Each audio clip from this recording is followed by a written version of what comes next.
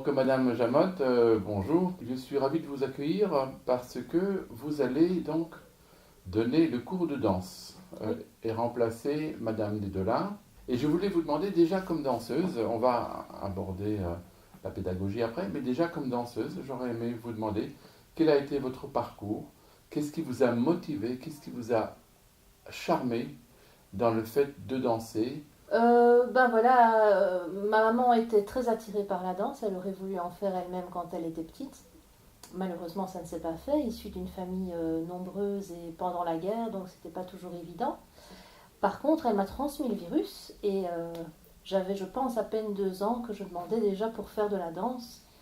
Et c'est à 4 ans qu'on m'a fait la surprise de m'amener à un cours de danse. Alors j'étais émerveillée de voir ces petites filles.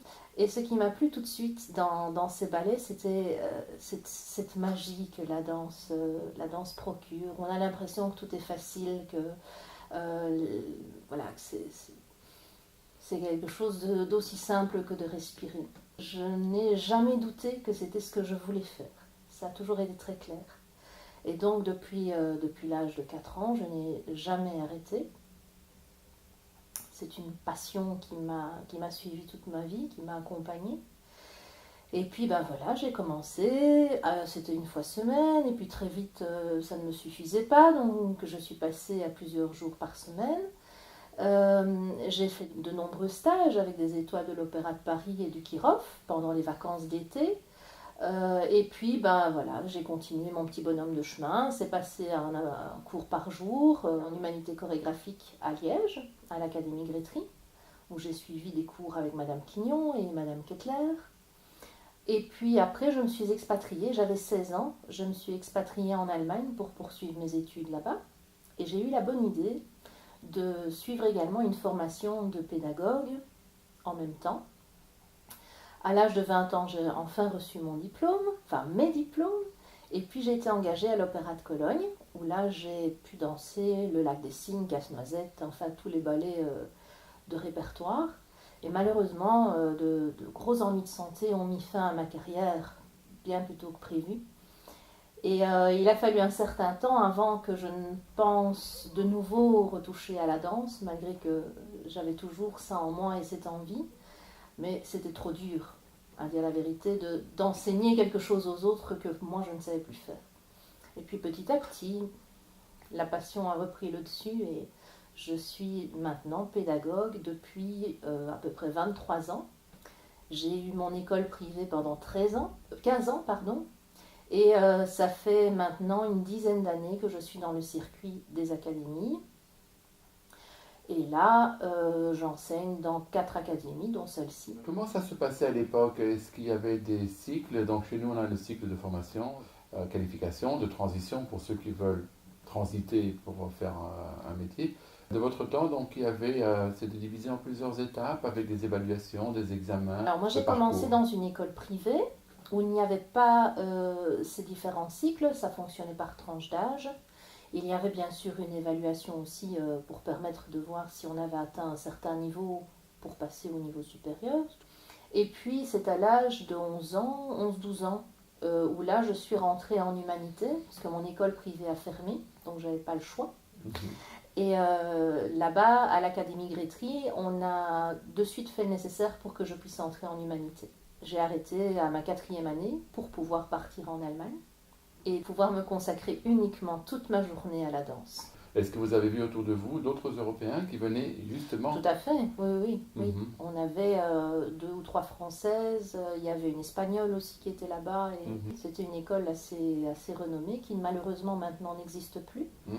On passait une audition pour pouvoir être admis dans cette école. Ça nous permettait d'avoir des cours toute la journée C'est avec ça. différents professeurs et différents styles. C'est là que j'ai commencé le jazz, la danse moderne aussi. On avait aussi des cours de music hall.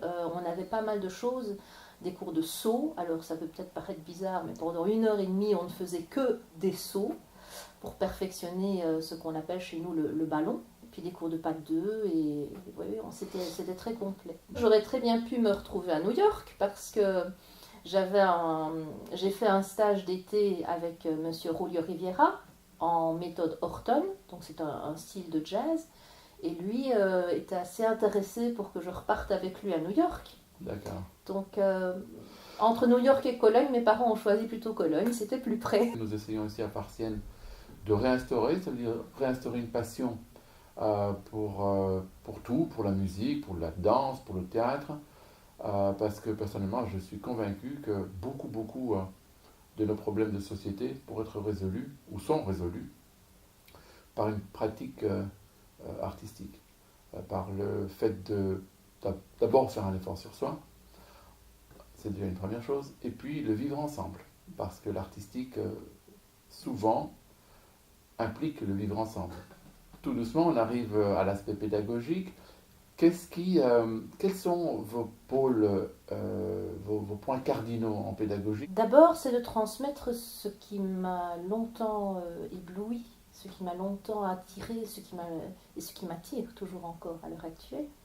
Et puis, c'est le défi. C'est trouver une façon adéquate de pouvoir transmettre ça aux jeunes.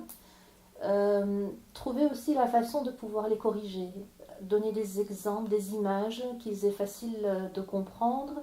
Et c'est pas toujours évident de trouver les mots et les exemples justes du premier coup. Donc c'est ça en fait qui me plaît beaucoup dans la pédagogie. C'est transmettre et puis quelque part se remettre en question pour trouver la meilleure façon possible de pouvoir transmettre ça.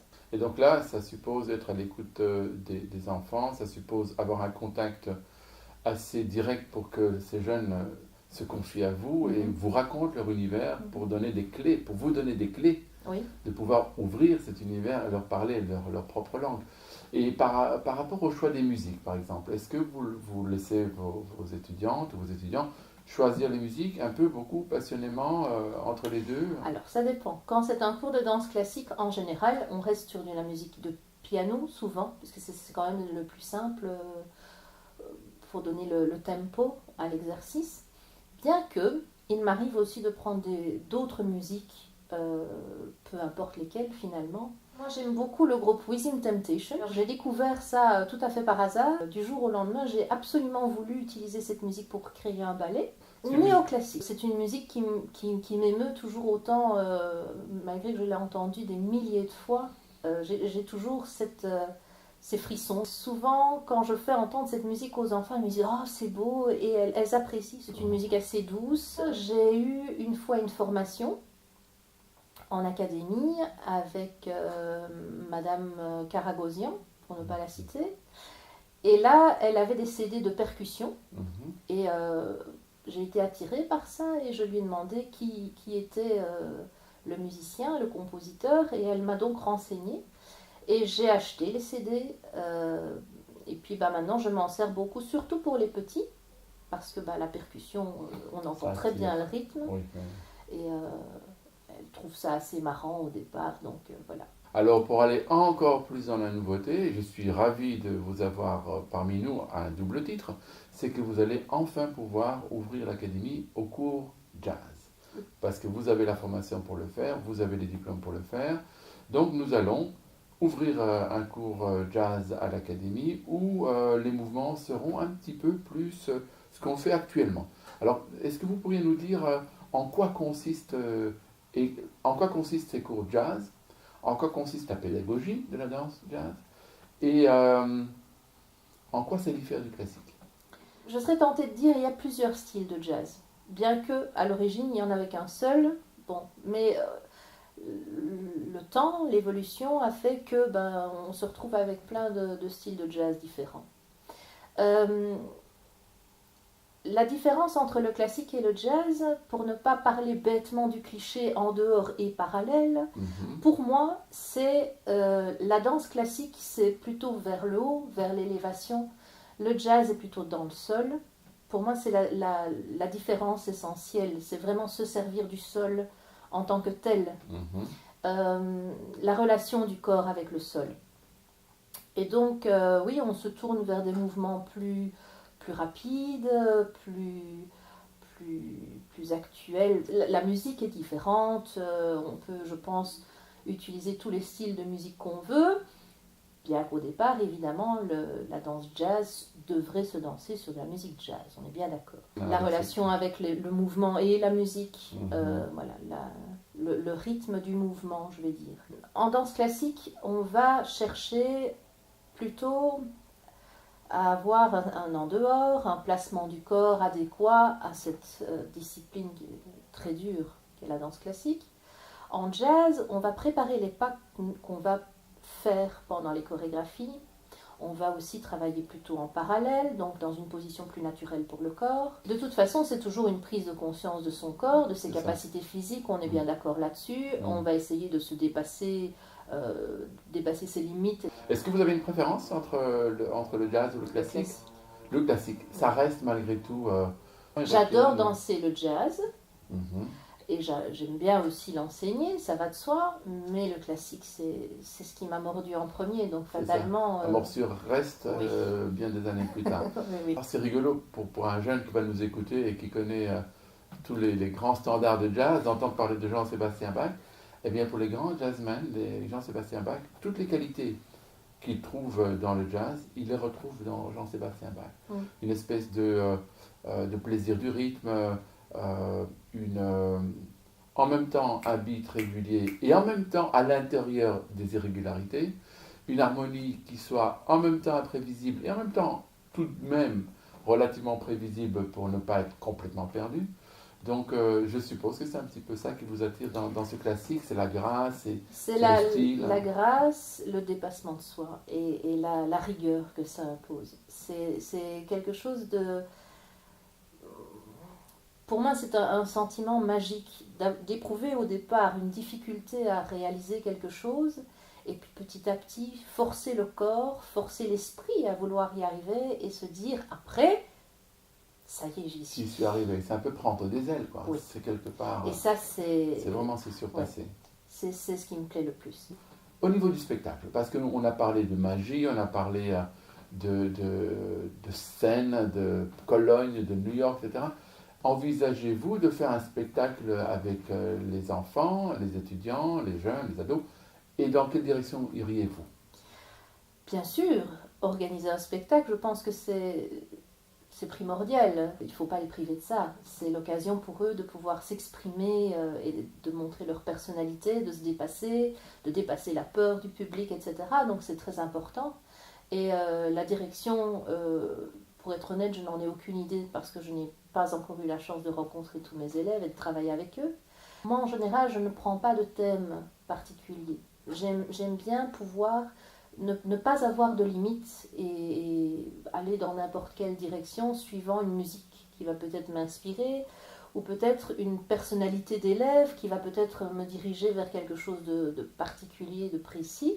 Donc, voilà, moi je suis ouverte à beaucoup de choses. Maintenant, si on doit participer à un spectacle de l'académie et on me dit, voilà, le thème c'est ça, ben évidemment, ça ne me posera pas de souci de m'y intégrer. Mais si c'est un spectacle de danse, j'aime autant ne pas avoir de limites et pouvoir partir dans toutes les directions sans contrainte. Merci beaucoup. Merci.